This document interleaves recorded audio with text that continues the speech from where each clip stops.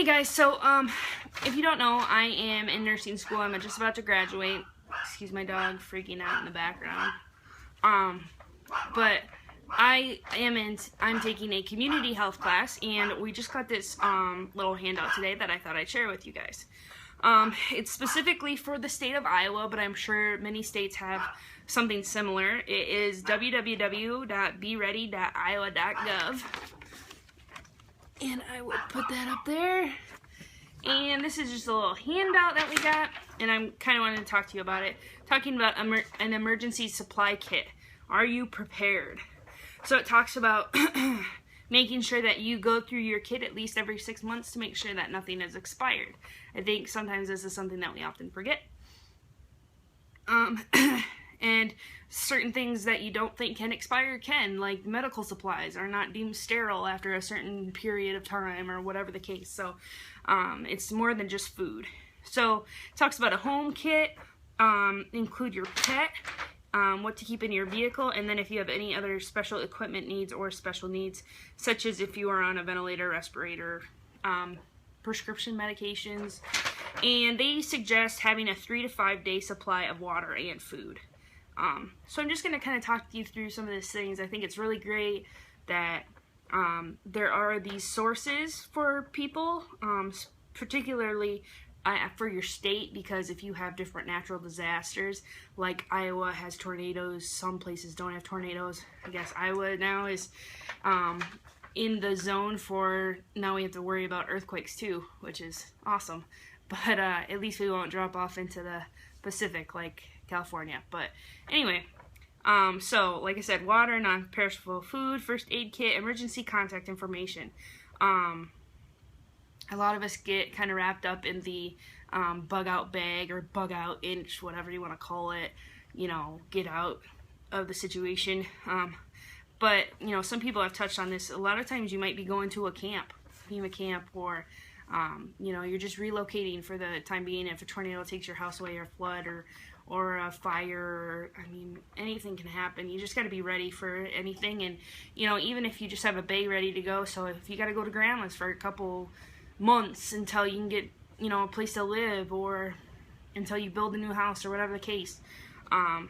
Money, you know, plastic isn't going to always be effective. Bartering is probably even better than cash. So just think about what you have, what's useful for you, and what's going to be useful or worth something to other people. Like some people stockpile cigarettes even if they don't smoke, because they know that people would barter a lot for a pack of smokes, or alcohol. A whistle, personal hygiene kits, extra clothing or bedding, shoes, non-electric can opener. Everything is electric these days.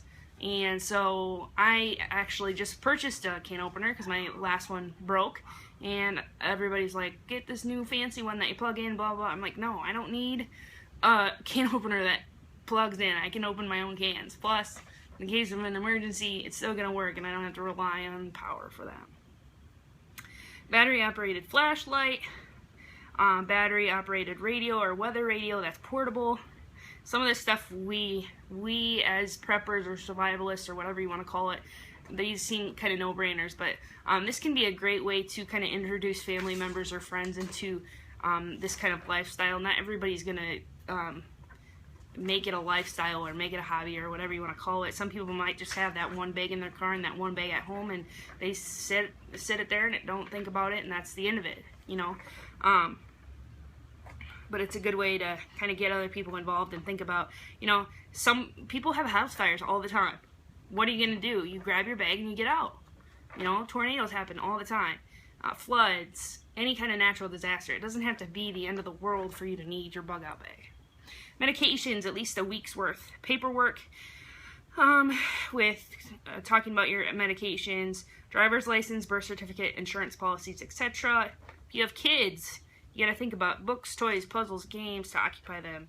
If you have infants, extra formula, diapers, bottles, pacifiers. So some people who have kids might think about stockpiling like 6 or so cloth diapers. You might not want to do cloth diapers on a daily basis, but if worse comes to worse, at least you have something to put your kid in, you know.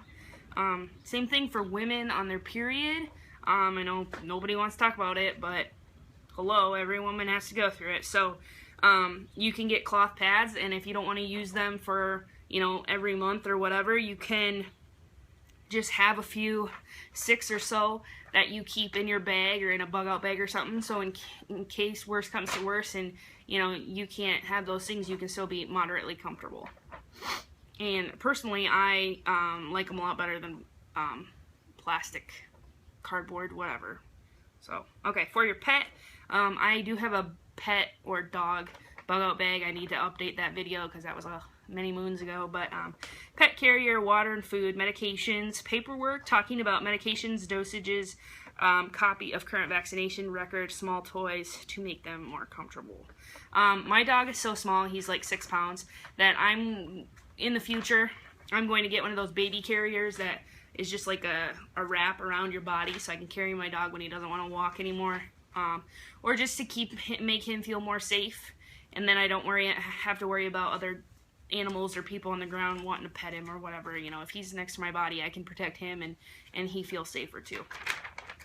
On the back, then, it talks about in your vehicle, flashlight, first aid kit, pocket knife, medications, paperwork, blankets or sleeping bags, you know, like a sanitation, plastic bags, moist towelettes, hand sanitizer, matches, whistle, rain gear, and extra clothes, jumper cables, a hammer to safely shatter windows, brightly colored cloth to use as a flag, bottled water, canned fruits and nuts, non-electric can opener. Again, they say non-electric, and it's crazy to me that they have to specify that, because people think they can use an electric can opener in the middle of nowhere. You know, it's just crazy.